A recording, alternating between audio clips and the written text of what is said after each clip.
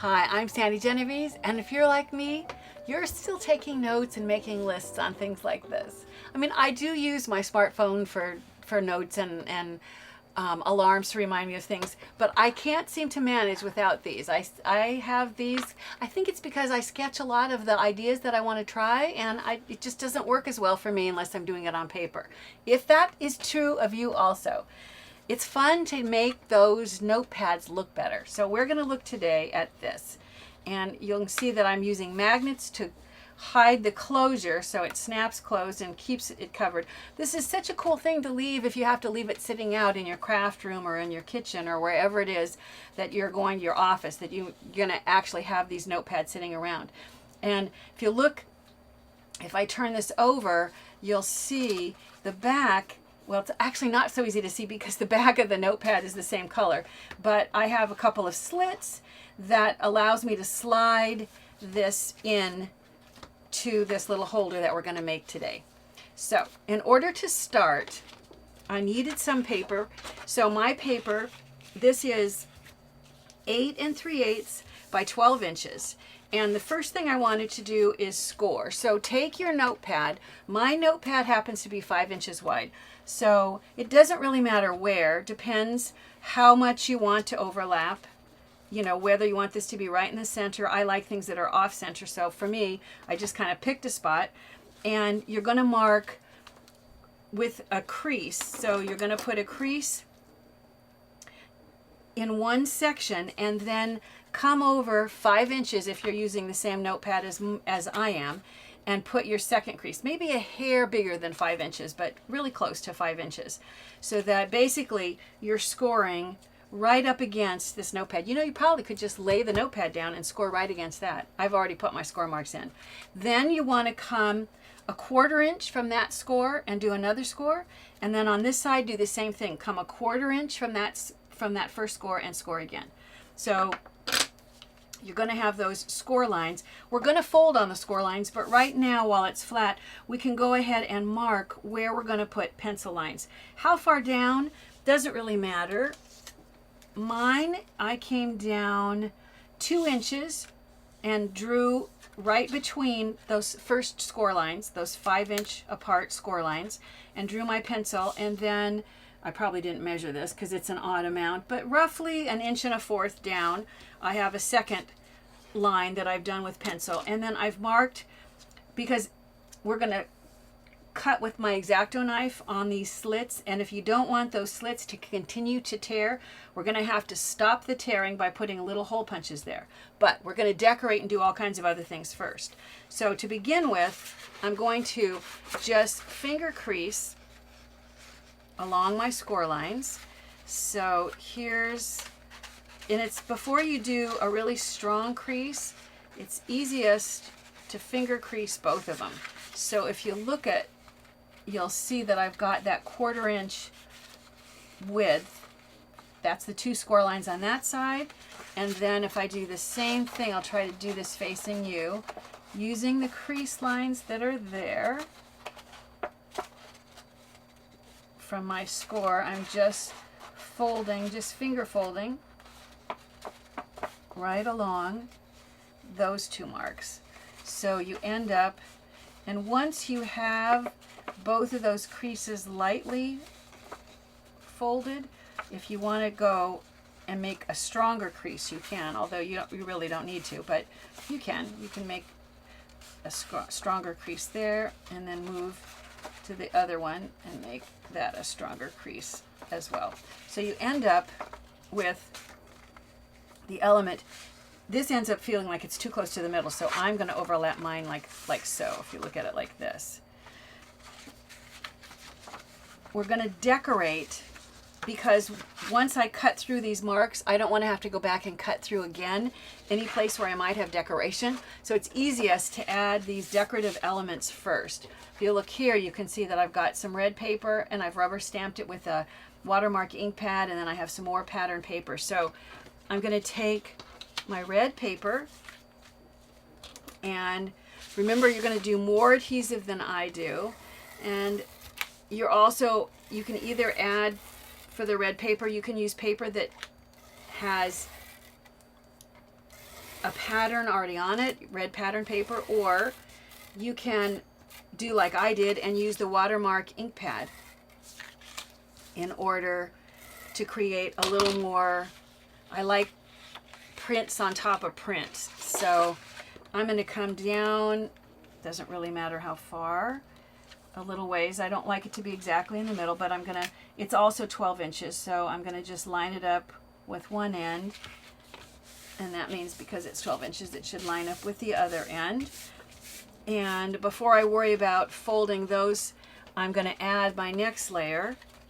So I have some pattern paper with stripes on it that has that sort of same craft background to it that I really like. And I think it goes great with the cover. So add your adhesive to that, and then position this where you want this to sit. And this is 12 inches also. So if I line it up with one end, oh, it was supposed to be 12 inches. It's just a hair shorter. Or maybe I have a little bit sticking off this end. But this is going to be the end that tucks under, so it's not so critical. I do find when I go back and fold, it's better if I let this adhesive set up, because then it doesn't want to buckle so much. We don't have time for me to do that.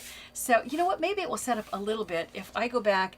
The next thing I'm going to do to give that a little bit of time to set is I'm going to put, notice how the notepads have, since I bought it at Staples, it has that showing. So I'm going to cover that up as well with just a complimentary strip of paper that can sit right over. And I like having a little bit of the black show, so I'm just going from side to side. I'm trying to get it all the way off the edge, but it keeps sliding in just a little bit. There we go. And I'm going to cover over, and then I'll trim off the excess. Unfortunately, that was so quick that it's not likely that that glue has really had time to set.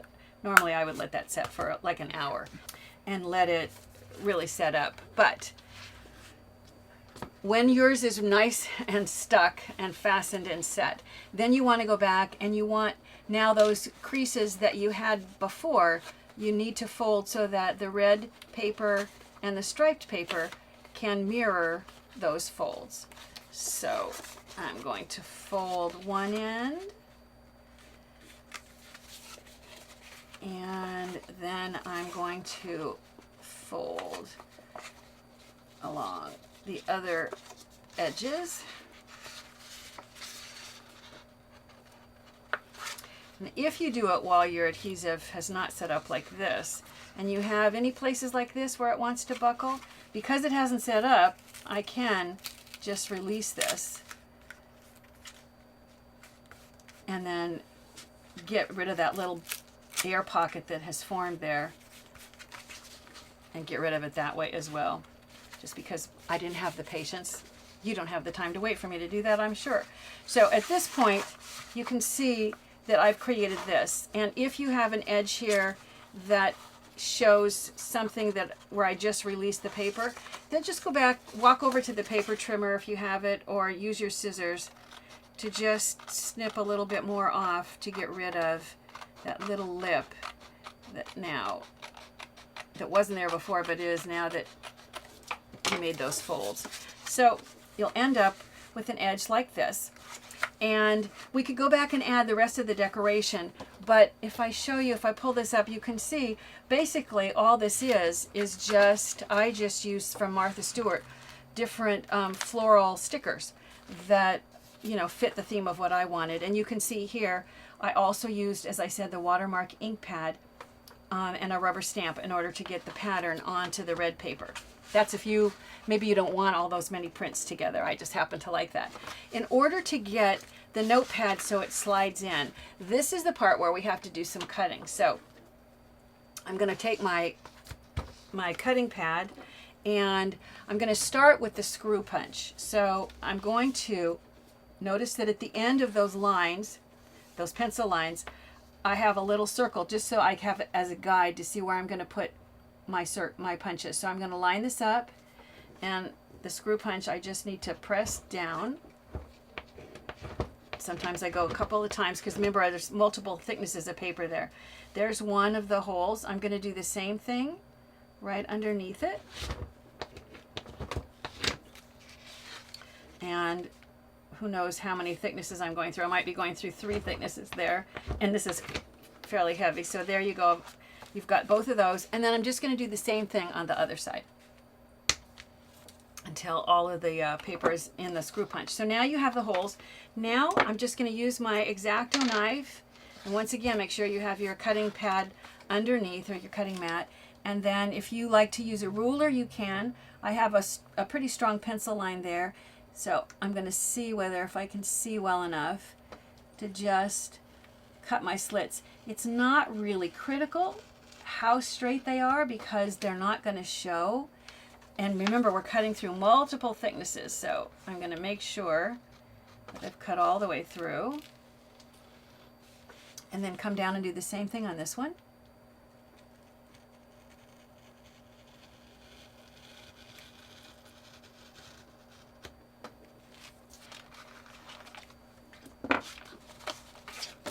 Aha! 3 layers, that's why. 3 layers of cardstock, and still a tiny little spot that isn't freed up yet. Oh my gosh. There we go. So you don't even have to worry about erasing the pencil because your notepad's going to cover it up. Basically, you're just going to, too bad this is the same color, but you're going to take the backing of the notepad and slide it into those first 2 slits underneath, and then come down to the next layer and slide it there. Now you can see the importance of those holes. The pressure of the thickness of this cardstock would really make it want to continue to cut and to rip on its own, but now it won't. So I'm going to slide this all the way down into position